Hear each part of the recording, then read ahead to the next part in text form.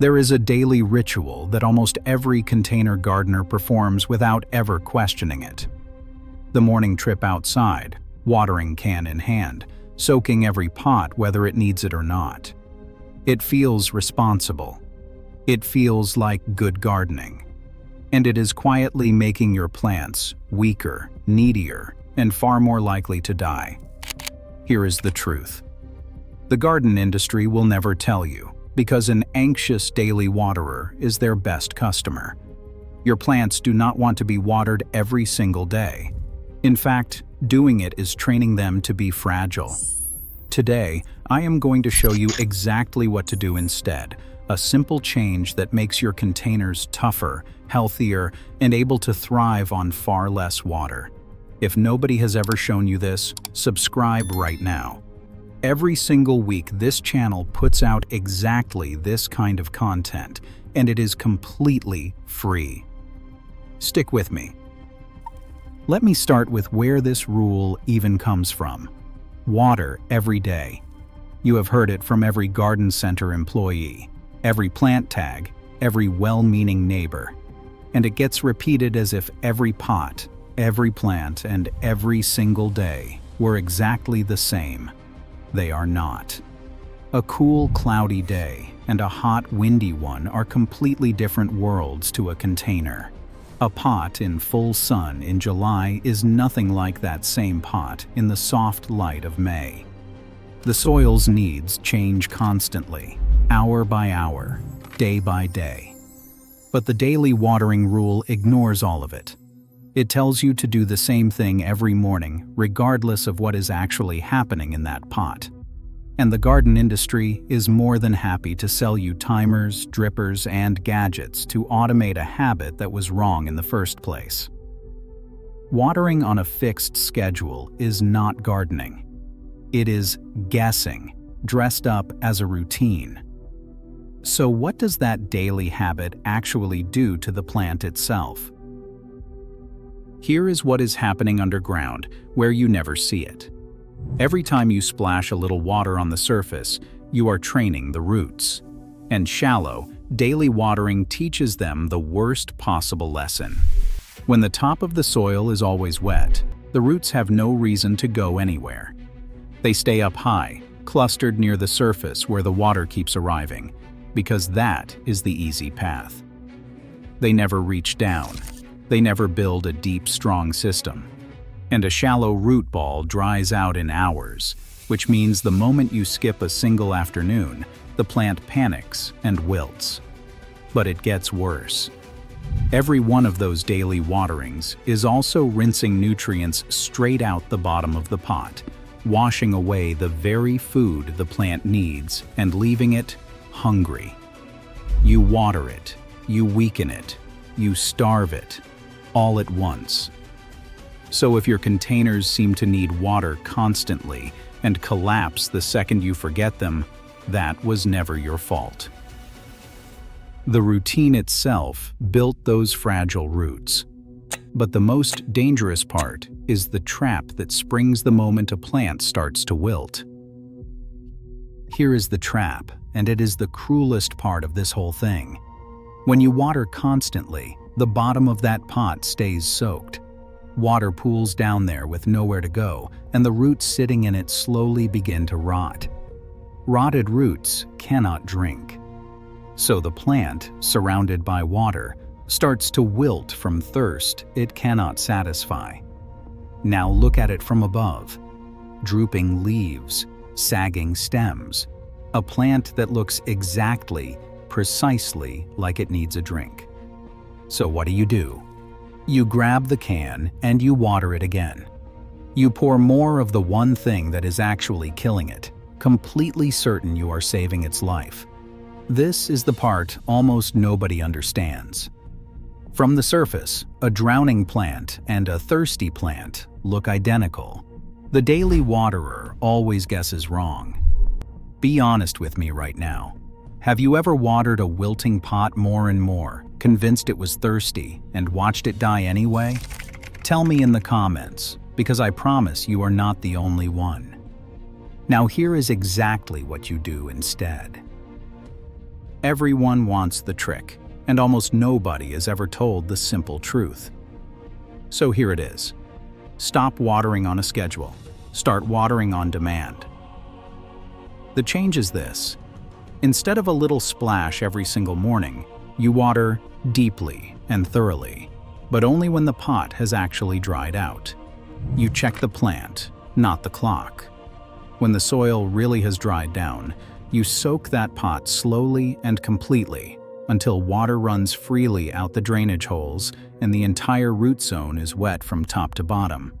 Then you stop, and you leave it alone for days.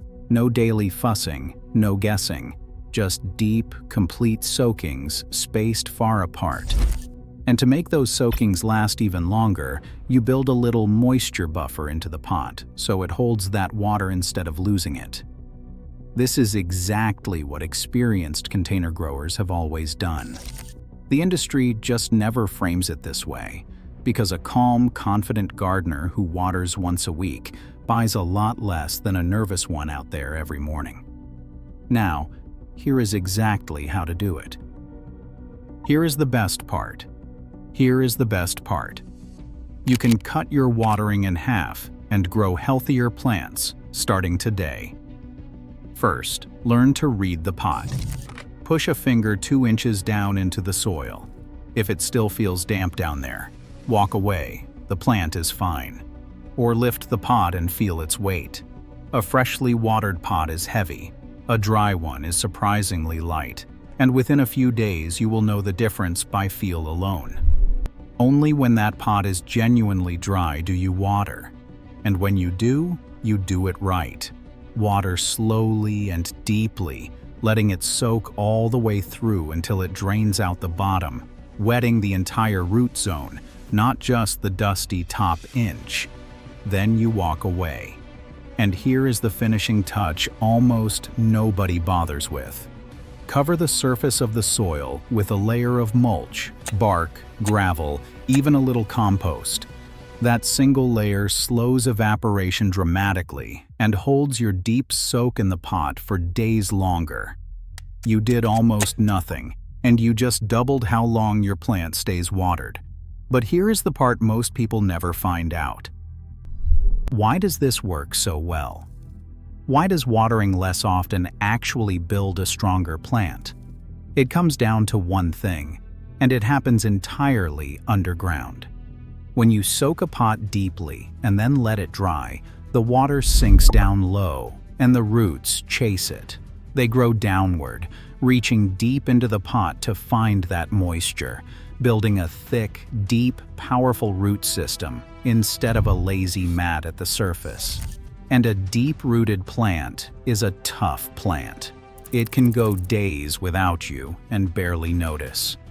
It shrugs off heat that would flatten a shallow-rooted one. It stays steady and healthy while you are away for the weekend.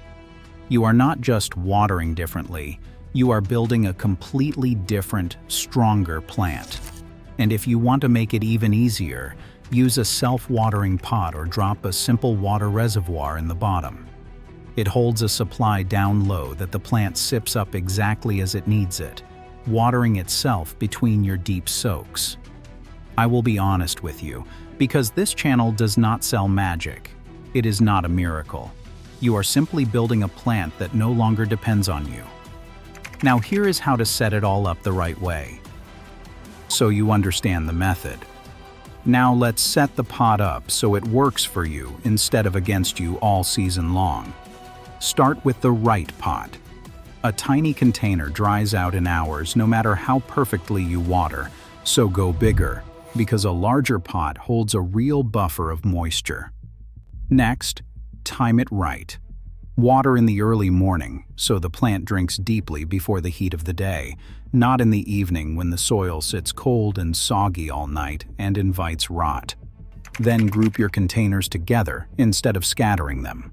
Clustered pots shade each other's soil and slow evaporation, so the whole group stays moist far longer. And throw out that decorative saucer sitting under the pot, because it traps water at the base and quietly drowns the very roots you are trying to strengthen. Get these right and the pot does the work for you. water deep, water rarely, water only when it is actually dry. That is the entire system. There is one last thing that keeps this working beautifully all season long. Here is the final piece, and it is the one that ties everything together. Your job is not to follow a schedule. Your job is to read the plant. In the middle of a brutal heat wave, yes, a pot may genuinely need water more often, sometimes even daily. But you still check first. You still push a finger into the soil or lift the pot before you ever reach for the can. And in cool, cloudy, or rainy stretches, that same pot might go a full week or more without needing a thing. The plant tells you. The soil tells you. The calendar never does.